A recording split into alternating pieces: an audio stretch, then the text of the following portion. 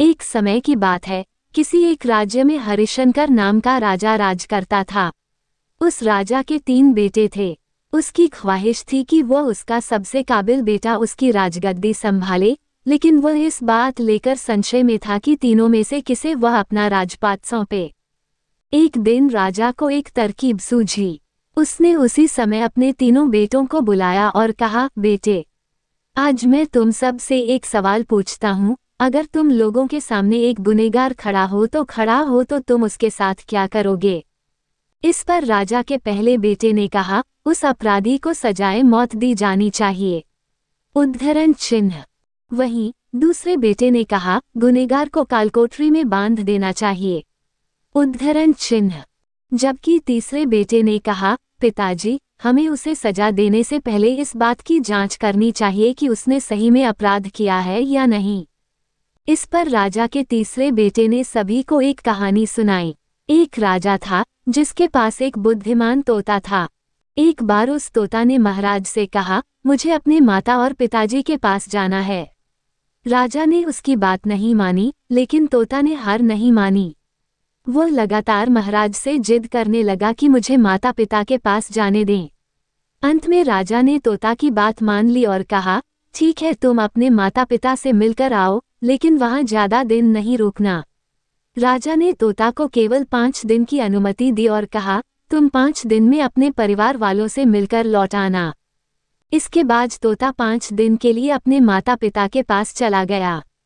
छठे दिन जब वह राजा के पास लौट रहा था तो उसने सोचा कि क्यों न वह महाराज के लिए कुछ उपहार ले लिया जाए। फिर वह पर्वत की ओर निकल पड़ा। दरअसल वह महाराज के लिए अमृत फल लेना चाहता था। वहां पहुंचते पहुंचते रात हो गई। तोता ने पर्वत पर पहुंचकर फल तो ले लिया, लेकिन रात हो जाने के कारण वह आगे नहीं बढ़ा और वहीं रुक गया। उस रात जब तोता सो रहा था तभी एक सांप वहां आया और उसने राजा के लिए गए अमृत फल को खाने लगा। सांप ने फल को खाया, इस कारण उस फल में जहर फैल गया था। हालांकि तोते को इस बात की भनक तक नहीं थी। अगली सुबह जब वह जगा तो फल लेकर महल की ओर चल पड़ा। जब वह महल पहुंचा तो खुशी खुशी सीधे राजा के पास गया और कहा, महाराज, मैं आपके लिए यह अमृत फल लेकर आया हूँ। आप इसे खाएंगे तो सदा के लिए अमर हो जाएंगे। ये सुनकर राजा काफी प्रसन्न हुए। उन्होंने तुरंत उस अमृत फल को खाने के लिए मांगा। इस पर एक मंत्री ने कहा, जरा रुकिए महाराज, आप इस फल को बिना जांच किए कैसे खा सकते हैं? एक बार यह देख तो लीजिए कि तोता द्वारा लाया गया यह अमृत फल सही है या नहीं। राजा उस मंत्री की बात से सहमत हुआ और कहा कि तुरंत इस फल को एक कुत्ते को खिलाया जाए। राजा का आदेश पाकर सैनिक ने फल का एक टुकड़ा कुत्ते को खिलाया। फल खाते ही कुत्ते की मौत हो गई। ये देख राजा गुस्से से आग बबूला हो गया। उसने क्रोध में आकर तलवार से तोता के सिर को काट दिया, साथ ही फल को फेंकवा दिया। कुछ साल बाद ठीक उसी स्थान पर एक पौधा निकल आया।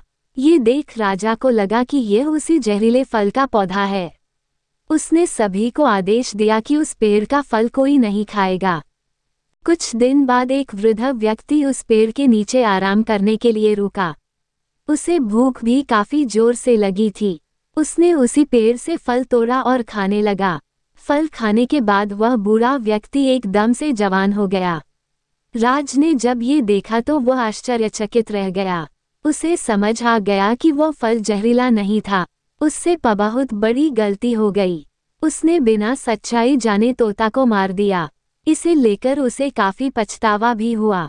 इसके लिए वह मन ही मन खुद को कोसने लगा। इधर तीसरे राजकुमार की कहानी खत्म होने के बाद राजा हरिशंकर ने उसे ही अपना उत्तराधिकारी नियुक्त किया। इसके बाद राज्य में जश्न मनाया गया। कहानी से सीख। इस कहानी से हमें ये सीख मिलती है कि हमें कभी भी बिना जांच किए किसी को सजा नहीं देनी चाहिए।